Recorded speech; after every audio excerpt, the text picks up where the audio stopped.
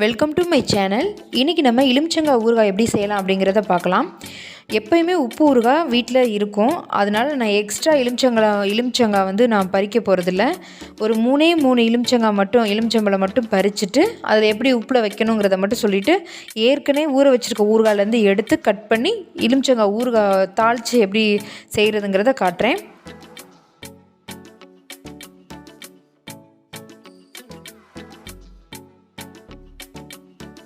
இங்கே ஒரு பழம் இருக்குது பாருங்கள், அதை மட்டும் பறிச்சுக்கலாம்.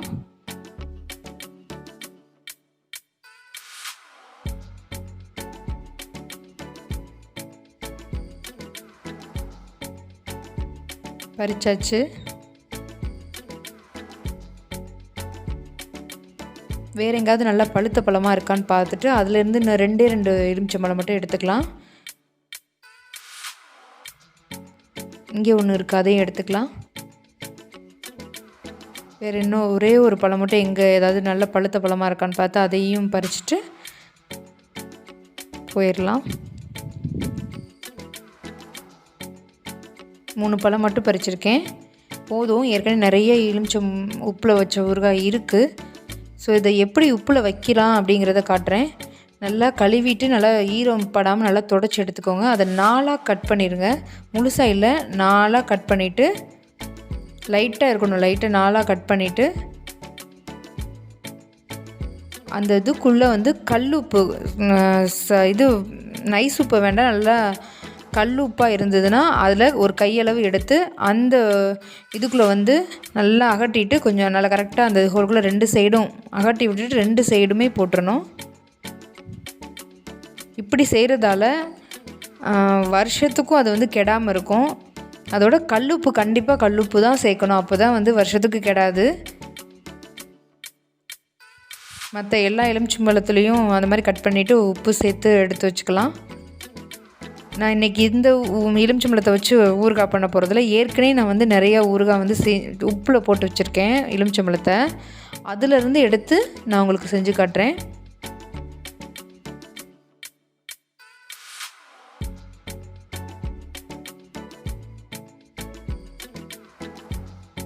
இதுலேயும் உப்பு போட்டுடலாம். இப்படி நிறைய ஓரளவுக்கு 4 விரல் எடுத்து அது கரெக்டாக 2 சைடுமே கரெக்டாக போகிற அளவுக்கு போட்டுட்டு அப்படியே தூக்கி ஒரு பாக்ஸில் வச்சுட்டா தான் அது கெடாமல் இருக்கும்.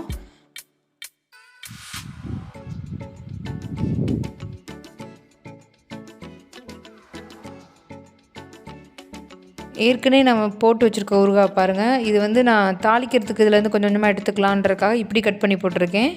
இன்னும் எக்ஸ்ட்ரா வந்து இன்னொரு பாக்ஸில் வந்து முழுசாக அப்படியே வந்து 4ஆக நான் இப்போ கட் பண்ணி காமிச்சல அந்த மாதிரி கட் பண்ணிவிட்டு அந்த மாதிரி செஞ்சு வச்சுருக்கேன். இது அப்படியே ஒரு வருஷத்துக்கு அப்படியே எத்தனை வருஷம், 1 வருஷத்துக்கு அப்படியே இருக்கும். அப்படியே இது அந்த ஊறுகாய் 4ஆக கட் பண்ணி வச்சுருக்க ஊறுகாயிலேருந்து எப்பப்போ வேணுமோ அப்போ தாளித்து நான் எடுத்து இந்த மாதிரி டப்பாவில் பாக்ஸில் ஒரு இது வந்து இந்த ஊறுகாய் வந்து ஒரு 10 நாளைக்கு வரும். அந்த மாதிரி அப்பப்போ செஞ்சுப்பேன்.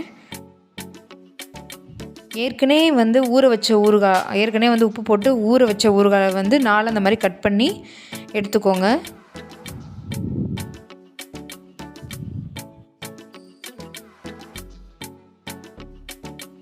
அடுப்பை பற்ற வச்சுட்டு ஒரு கடாய் வச்சுட்டு அதில் 1 ஸ்பூன் வெந்தயமும் 1 ஸ்பூன் கடுகும் போட்டுக்கோங்க. அடுப்பை வந்து நல்லா சிம்மில் வச்சுட்டு லைட்டாக மெதுவாக வறுத்துடுங்க. நல்லா கலர் வந்து வாசனை மட்டும் லைட்டாக வரும். அந்த நேரத்தில் ஆஃப் பண்ணிடுங்க. கலர் ரொம்ப சேஞ்ச் ஆகக்கூடாது. நல்லா வறுத்ததுக்கப்புறம் அதை வந்து நல்லா சூடாக இருக்கும்போதே வந்து சின்ன மிக்ஸி ஜாரில் போட்டு நல்லா பவுட்ரு ஆகிற வரைக்கும் அரைச்சி எடுத்துருங்க. சூடாக இருக்கும்போது அரைச்சாதான் நல்லா நல்லா நல்லா பவுட்ராக வரும், இல்லைன்னா கொரன்னு இருக்கும்.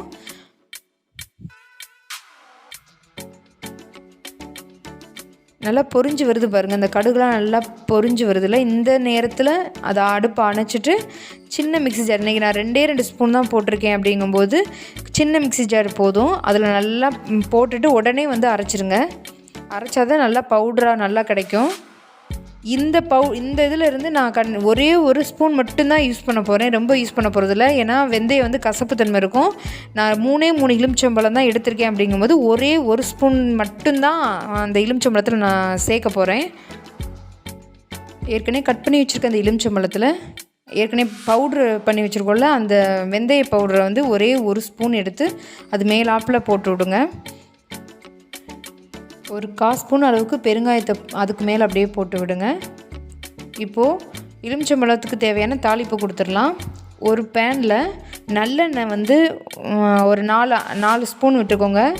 நல்லெண்ணெய் 4 ஸ்பூன் விட்டு அதுக்கு மேலே அந்த சட்டி அந்த எண்ணெய் ரொம்பவும் காஞ்சிடக்கூடாது. லைட்டாக காஞ்சிட்டு இருக்கும்போதே 1 ஸ்பூன் மிளகாத்தூளும் 1 ஸ்பூன் மஞ்சத்தூளும் சேர்த்துக்கோங்க. 1 ஸ்பூனுங்கிறது ரொம்ப குட்டி ஸ்பூனாக எடுத்திருக்கேன்.